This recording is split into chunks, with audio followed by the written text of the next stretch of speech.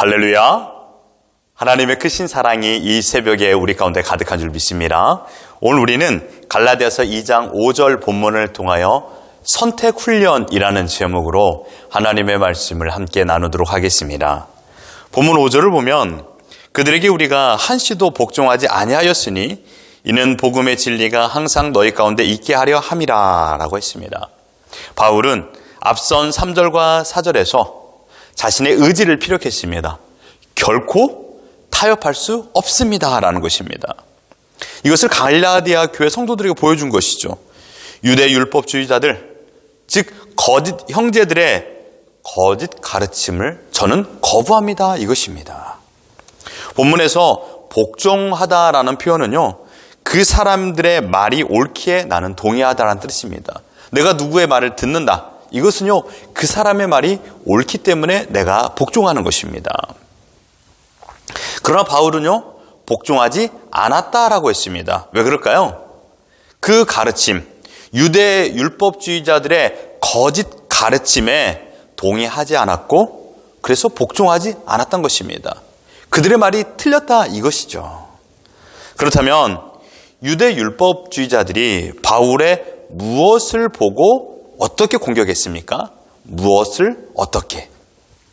지금도 바울을 공격한 타겟은요, 유대주의 공동체에서 하지 말아야 될 행동 수칙 중에 한 가지였습니다. 그러니까 유대인들에게는 가장 중요한 것이죠. 그들의 행동 수칙에서는 매우 중요한 것을 끄집어내어 사도 바울이 그렇게 하지 않음을 보고 공격한 것입니다. 그것은 무엇입니까? 할례받지 않은 이방인들과 함께 거하는 것이었습니다. 뭐라고요? 할례받지 않은 이방인과 함께 거하는 것. 지금 바울은 누구와 함께 있습니까? 갈라디아서 2장 1절부터 계속 나오고 있습니다. 이방인 디도와 함께 오고 있습니다. 이 사람은요, 할례를 받지 않은 이방인 기독교인이었습니다. 엄밀히 말하면 이방인이었죠. 이방인과는 함께 있는 것도, 함께 식사하는 것도 유대인들에게 하지 말아야 될 행동 원칙 중 하나였습니다. 꼭 이것을 선택해야만 했죠. 같이 있으면 안 된다. 나중에 볼 말씀이지만 이방인들과 함께 식사하다가 그 모습이 들킬 것을 염려하여서 도망간 사도 베드로를 보게 됩니다. 갈라디아서 2장 12절에 보죠. 야고보에게서 온 어떤 이들이 이르기 전에 게바가 이방인과 함께 먹다가 그들이 오매 그가 할례자들을 두려워하여 떠나 물러가매. 게바는 누굽니까? 베드로입니다. 이방인과 함께 식사하는 순간을 들키지 않기 위하여 도망가 버렸습니다. 그 이유는 무엇입니까? 지금 함께 식사한 사람이 누구였죠? 할례를 받지 않은 유대인들이었기 때문입니다. 그러니 할례를 받은 유대인들에게 그가 식사했던 사람이 누굽니까? 다시 말씀드립니다. 할례를 받지 않은 이방인이었습니다. 그래서 할례를 받은 유대인들에게 책 잡힐까 봐 그것이 두려워서 도망간 것입니다. 그만큼 이방인들과 함께하는 것은 유대주의 공동체에서는 하지 말아야 될 금기였습니다. 그런데 바울이 할례 받지 않은 이방인 디도와 함께 있으니 거짓 형제들의 열렬한 맹공을 받기에 충분했던 것입니다. 그러함에도 불구하고 바울은 어떻게 했습니까? 한시도 복종하지 않는다. 이 말의 뜻은요, 결단코 내가 그 말에 순응하지 않겠다라는 것입니다. 여러분, 현실적으로 한번 생각해 보십시오. 이방인들에게 복음을 전하는 것이 쉬운 일입니까? 쉽지 않습니다. 그래서 더욱 복음 증거 한 가지에만 집중해야 됩니다. 그런데 이방인들의 공격에도 방어해야 되고 그 어려움을 첩첩산중을 경험해야 되니 여러분, 그것도요 유대주의에 대한 지식에 해박한 자칭 율법 선생들이니 얼마나 냉철한 공격을 했겠습니까? 바울이 복음 증거에 더욱 집중하기 위해서 한 가지 선택해야 된다면 디도에게 아무 의미 없는, 또한 구원과 아무런 상관없는 할례를 거행해도 아무런 문제가 되지 않았을 것입니다. 할례 받자, 우리 이거 선택하자라고 해도 문제가 안 됐던 것이죠. 외려 복음 증거에 더 집중할 수 있는 시간과 환경을 만들어갈 수 있다는 것이죠. 할례를 안 받아도 구원에 아무런 문제가 없고, 또한 반대로 할례를 받는다고 구원에 결격 사유가 생기는 것도 아닙니다. 하지만 바울은 한시도 거짓 형제들의 말, 그의 가르침에 복종하지 않았다는 것입니다. 순간에 쉬운 방법을 선택하지 않았습니다. 그 이유가 5절 하반절에 나옵니다. 이는 복음의 진리가 항상 너희 가운데 있게 하려 함이라. 바울이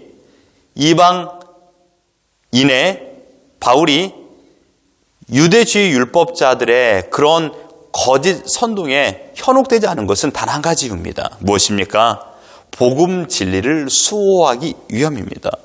남들의 이목을 의식하거나 또는 자신의 편리함을 위하여 복음의 진리를 거역하는 선택을 하지 않았던 것입니다. 여기서 복음의 진리라는 표현은요, 거짓 복음과 반대되는 참된 복음을 뜻합니다. 바울이 잠시라도 율법주의자들의 요구에 복종하지 않은 것은 갈라디아 교회 성도들이 복음의 진리에 순종하며 살아가기를 바랬기 때문입니다. 여기 아주 중요한 단어가 한 가지 더 나옵니다. 복음의 진리도 중요합니다. 그 단어도요. 그러나 또 한 가지가 더 중요한 것이 있는데, 복음의 진리에 일시적으로 머문다라면 과연 복음의 진리에 사로잡힌 사람입니까? 아닙니다. 복음의 진리가 어떻게 될까요? 항상 있게 해야 된다. 항상이라는 단어입니다. 항상 복음의 진리 안에 머물러야 된다 이것입니다. 언제나 우리가 선택할 적에 복음의 진리를 선택해야 된다. 이것을 말하고 있습니다. 바울은 갈라디아 교회 성도들이 항상 복음과 생활하기를 간절히 소망하고 있습니다. 이것은 비단 바울의 소망뿐만 아니라 하나님 아버지께서 우리에게 원하시는 것입니다. 하나님께서 우리에게 명령하신 것이죠. 이것이 오늘 본문의 전반적인 내용입니다. 여러분, 우리가 살아왔던 인생을 돌이켜보면 인생은 선택의 연속이었습니다. 매일 우리는 선택을 하며 살아갑니다. 그런데 여러분 어떻습니까? 그 선택이 쉽습니까? 어떤 이들은 선택할 수 있는 영역에 있다라는 것도, 어떤 이들은 선택할 수 있는 영역 자체도 없는 사람들도 있습니다. 공통점이 있죠. 모두가 인생은 쉽지 않다라는 것입니다. 모든 인생살이는 어렵다라는 것입니다. 그래서 우리는 어떻게 해서든지 어렵고 힘든 일을 선택하지 않고 쉽고 편한 것을 선택하려고만 합니다. 그런데 여러분, 무엇을 선택한다 한들 쉬운 일은 없습니다. 바울은 쉽고 편한 인생살이를 선택하지 않았습니다. 왜냐하면 그 선택이 끝내 예수님을 부인하는 것이 되기 때문입니다. 그렇습니다. 여러분이 무엇을 선택하느냐에 따라서 예수님이 드러나고 예수님 안에 거하게 되고, 반대로 무엇을 선택하느냐에 따라서 예수님을 떠나고 예수님을 부인하는 선택이 될 수 있다는 것입니다. 내가 편하게 살기 위하여 또는 상대방에게 공격당하는 것이 싫어서 복음의 진리를 외면하는 선택을 한다면 바울은 하나님으로부터 부여받은 사명을 포기하게 되는 것입니다. 선택은 언제나 다른 하나 포기하는 것입니다. 중화요리집에 가셔서 자장면과 짬뽕 중에 이 둘 중에 하나만 선택해야 된다면 하나는 선택하고 하나는 포기해야 됩니다. 우리는 매일 믿음과 현실이라는 사이에서 선택 훈련을 하고 있습니다. 어떻게 선택해야 될 것인가? 그런데 여러분, 정답은 나와 있습니다. 신자는 언제나 변함없이 믿음에 준하는 일을 선택해야 됩니다. 여러분, 어제 그렇게 선택하며 사셨습니까? 여러분의 말과 심지어 여러분의 생각까지 우리는 선택해야만 합니다. 하지만 여러분, 세상 사람들은요, 하나님을 믿지 않는 사람들은요, 이 선택 자체가 없습니다. 오로지 죄 가운데 거하고 있기 때문입니다. 우리가 믿음을 따라 선택하며 살아야 되지만 믿음을 저버리면요, 신자는 그 순간 죄를 범하는 것입니다. 하나님과 멀어지는 것이죠. 하나님과 상관없는 그 순간의 삶을 사는 것입니다. 바울은 쉽게 사는 방법을 알았습니다. 거짓 형제들이 말하는 그 말 그대로 복종한다라면 그 순간만큼은 치명적인 공격은 피하게 됩니다. 하지만 그 공격 끝난다고 모든 것이 끝난 것은 아니겠죠? 팔을 내놓았으니 이제는 다른 팔도 내놓으라는 격으로, 또한 한 다리를 내놓았으니 한 다리 또한 내놓으라고 그런 공격을 해야 될 것입니다. 마찬가지입니다. 우리가 항상 복음의 진리 안에 거하지 않는다라면 죄악된 세상의 종이 될 것입니다. 세상 사람들은 선택의 여지가 없죠. 선택이 있다라면 어떤 죄를 지을까라는 죄 목록에서 한 가지를 선택하는 것입니다. 죄라는 큰 백화점에 가서 이것저것 사는 것이죠. 그러나 여러분, 우리 또한 마찬가지로 예수님을 영접하기 이전에 우리의 삶도 이런 매일마다 죄 백화점에 가서 죄 목록을 적고 죄 쇼핑을 하며 살아왔던 것입니다. 죄를 선택하며 살았던 것이죠. 그러나 복음의 진리가 내 안에 항상 거하게 되므로 이제는 죄를 무작정 범하는 것보다 한 번쯤, 두 번쯤, 세 번쯤은 고민하게 됩니다. 성령 하나님께서 지금 내 안에서 말씀하시기 때문입니다. 얘야, 그것은 죄단다. 그렇게 하면 안 돼. 그래서 우리는 거기에서 선택을 해야 됩니다. 성령 하나님의 말씀을 선택할 것인가, 아니면 내 뜻과 내 정욕을 선택할 것인가. 이 선택이 끝내는 우리의 인생을 판가름짓습니다. 여러분, 누가 지혜로운 사람입니까? 선택을 잘하는 사람이 지혜로운 사람입니다. 무슨 말을 할 것인가 선택하는 사람, 어떤 행동을 할 것인가 선택하는 사람, 그 선택을 통하여 와, 저 사람은 참 지혜롭다라고 보여지고 그렇게 말하지 않습니까? 끝내는 인생은 선택 훈련입니다. 매일마다 우리는 선택 훈련하며 살아가는 것입니다. 죽을 때까지요. 우리는 이러한 선택과 포기의 싸움을 하며 살아갑니다. 주님은 우리에게 원하시는 것이 있습니다. 무엇일까요?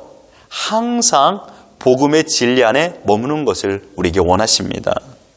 주님은 임마누엘로 이 땅에 오셔서 우리를 위하여 죽으시고 부활하시고 승천하셔서 지금 하나님 보좌 우편에 계십니다. 그리고 또 다른 보혜사 성령 하나님을 보내주시사 우리 마음에 내주하고 계시며 항상 떠나지 않고 함께 계십니다. 이제 우리는 세상에 복종하지 않아야 됩니다. 오직 하나님께 복종하는 삶을 살아야 됩니다. 선택할 때 무엇을 선택해야 될까요? 나의 정욕과 내 뜻과 내 욕망을 선택하는 것이 아니라 바로 하나님의 말씀, 즉 복음을 선택하는 것입니다. 그때 비로소 하나님께 영광을 올리게 되는 것이고 우리에게는 진정한 자유와 기쁨을 누리게 되는 것입니다. 여러분, 오늘 여러분의 삶에 무엇을 선택하시며 무엇을 포기하시겠습니까? 나를 포기하고 하나님을 선택하십시오. 나의 만족을 포기하고 하나님의 영광을 선택하십시오. 그 사람은 지혜로운 사람이 될 것이고 그 사람은 항상 평안함을 누리며 살 것입니다. 무엇을 가지고 있든 무엇을 가지고 없든 상관없습니다. 돈이 많이 있을지언정 그 돈을 가지고 나의 정욕을 위하여 사용하는 데 선택한다면 그 돈이 죄의 도구가 될 뿐입니다. 그 사람에겐 돈이 없는 것이 낫죠. 그렇기 때문에 돈이 있고 적고가 문제가 아닙니다. 이 돈을 어떻게 사용할 것인가라는 선택이 중요하다는 것입니다. 똑같은 24시간을 살아갑니다. 어떤 사람은 그 24시간 동안 하나님을 선택하며 하나님 안에 머물기를 원하는 사람이 있고 어떤 사람은요 24시간 동안 내가 나의 만족을 위하여 살아가고 그것을 선택한 사람들이 있습니다. 끝내는 후자의 선택은 죄를 범하는 것입니다. 사랑하는 성도 여러분, 이제는 더 이상 고민하지 마십시오. 오직 하나님의 영광을 선택하십시오. 하나님의 영광을 선택하시고 나를 포기하시길 바랍니다. 그래서 언제든지 우리가 선택 훈련을 통하여 더욱더 믿음을 지키고 하나님 뜻 안에서 오늘을 살아가는 우리 모두가 되기를 예수 그리스도 이름으로 축원합니다.